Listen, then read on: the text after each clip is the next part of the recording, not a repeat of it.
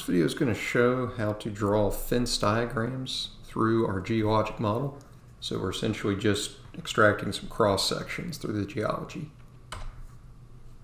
Now I've reset my view here so I have just a few key layers turned on. Whenever I'm drawing the fences, I do want to be able to see the boundary of the model, because if I try to draw a fence outside of that, we're going to get some strange results. And I might also want to see my drill holes. So I have those turned on.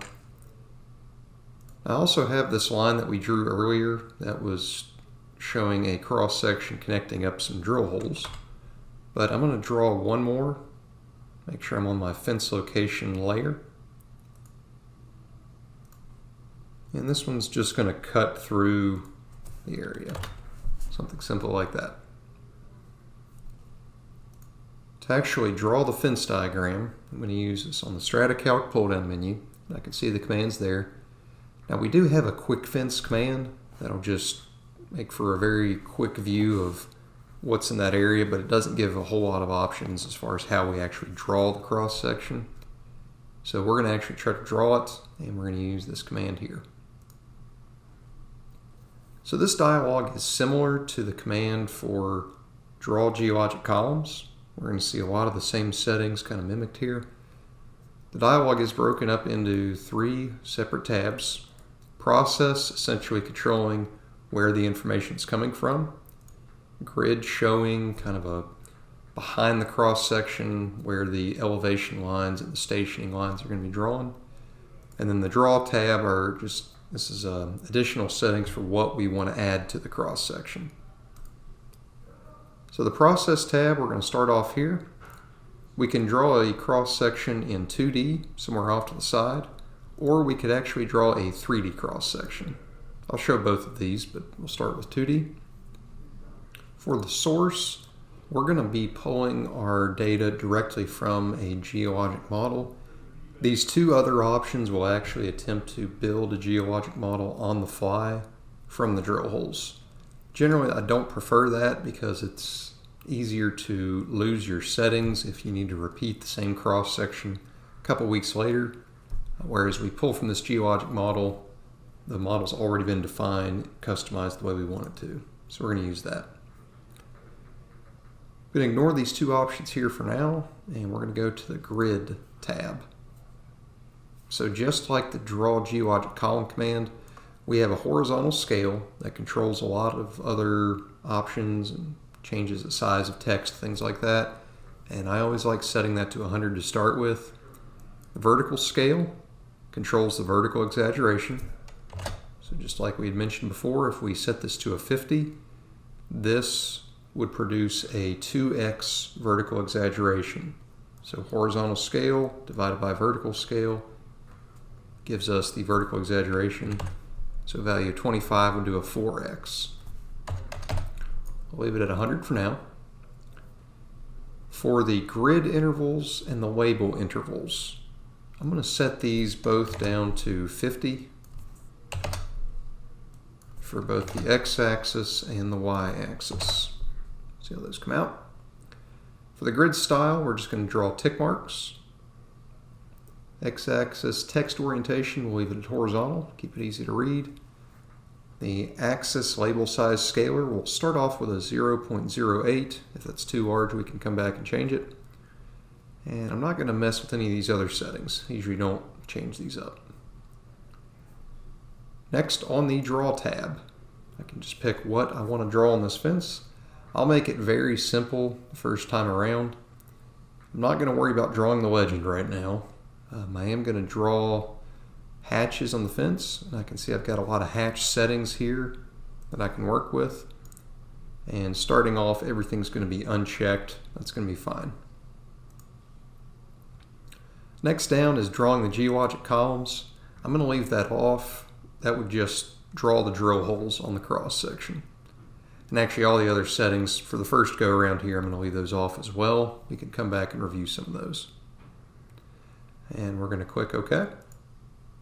I'm prompted to pick the geologic model.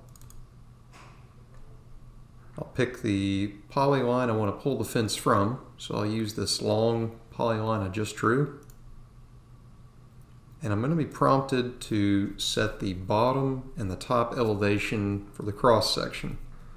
The program is going to suggest some elevations for me. Those are the ones I usually use because that's going to be guaranteed to show all the geology in that range. So I'll accept the default there and accept the default there. And I'm prompted to pick a location for the diagram.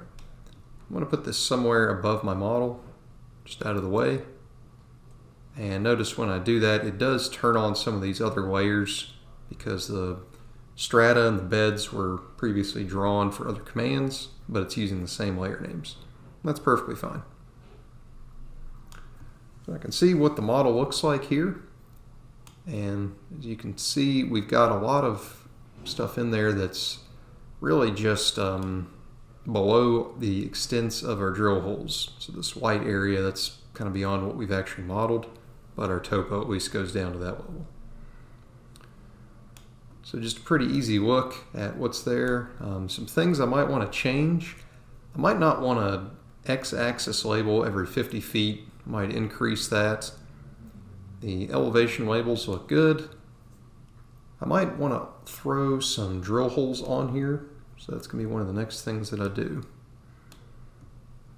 So let's repeat that command. And again, a quick way to repeat a previous command, I could right click, and my previous command is going to be shown right here. It would also be shown in recent input. Now, something else I like to do for repeating the previous command, if you just press enter or hit the space bar, that'll repeat that command again. And to change up what we had before, I'm going to change up the x-axis label interval. So I'm only going to want to see a label maybe every 200 feet.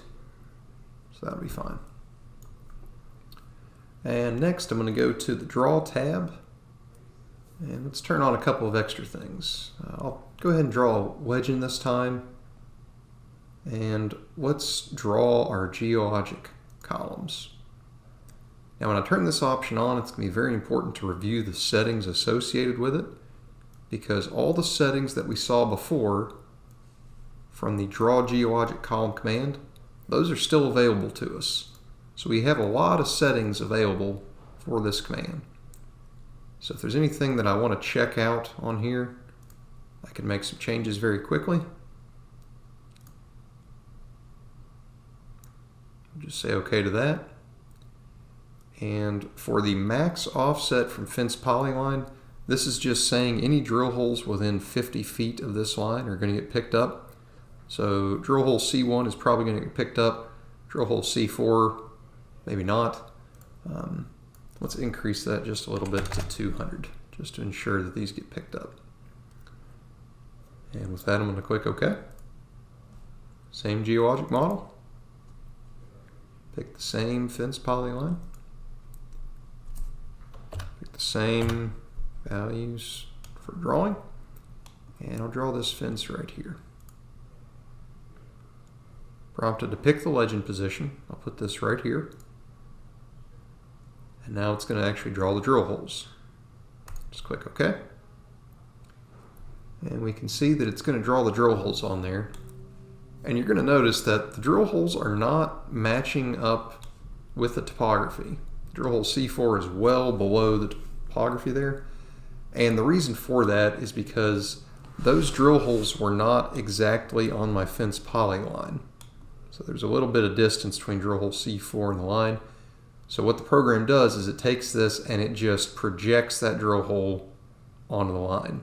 So where we have all these topo contours moving down, you can see we're moving down about maybe 4 of those contours, so 80 feet below the surface is where we're projecting the drill hole onto the cross section. And that's perfectly fine. It's just something that we need to be aware of when we draw it. So if I wanted to see a slightly different fence diagram that went straight through those drill holes, I could just use a different fence polyline. So to show what that's going to look like, we're going to repeat the fence diagram command again. Same settings, same geologic model, but we're going to use a fence diagram, or sorry, a fence polyline with a bend in it.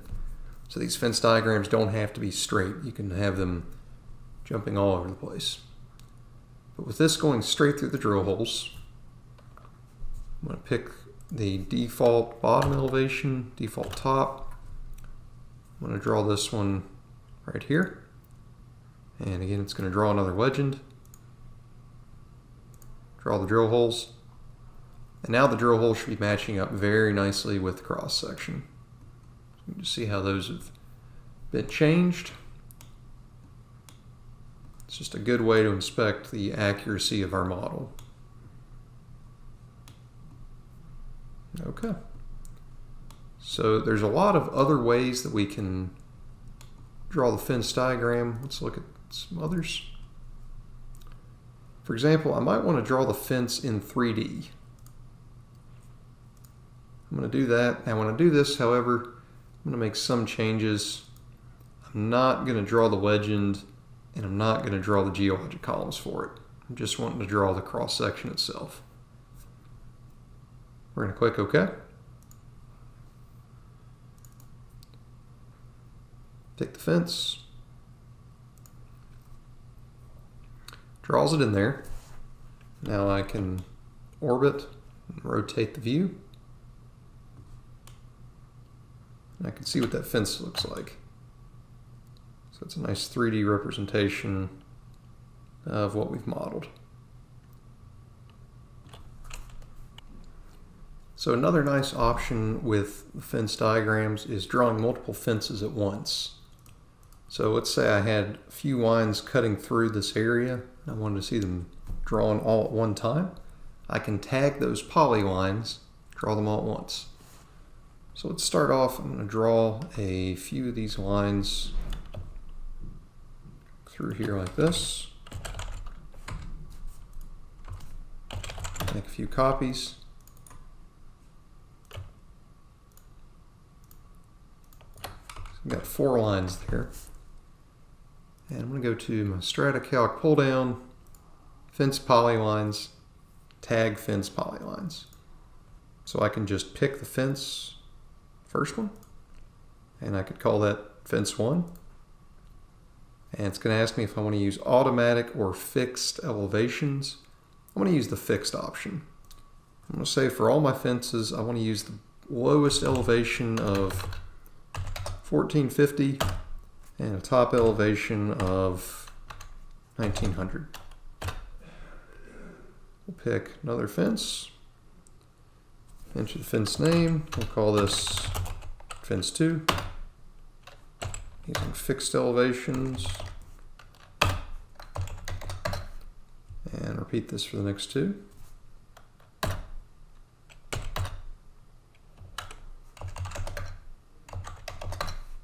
And the last one.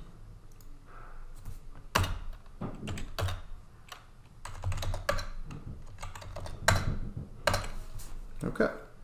So now those lines have been tagged as fence polylines. And actually a nice option I can do is I can throw a label on those very quickly. Just make the text size 10, sure. And we can see it's just put a very simple text label on those fences for me. So it's easy to identify these later on. Now I want to draw those fences all at once. So I'll go back to the fence diagram command. And for these I could do them in 3D or in 2D. I'll just draw these in 2D. And I need to turn on the option for process multiple fence polylines. There's options here to control the spacing between them. And I can also add a label underneath to just say that this is fence 1, this is fence 2, and actually make this a little bit larger. And we'll stack them upwards, one on top of the other. Click OK. Same geologic model. Pick the fence polylines. Notice I can just do a window selection here. I don't have to pick them one at a time. And as far as where I want to draw them, put them right here. So now those fences have drawn in. And looks like I misnamed one of them. It's okay. But wherever those fences cut through, we'll be able to see the geology in those areas.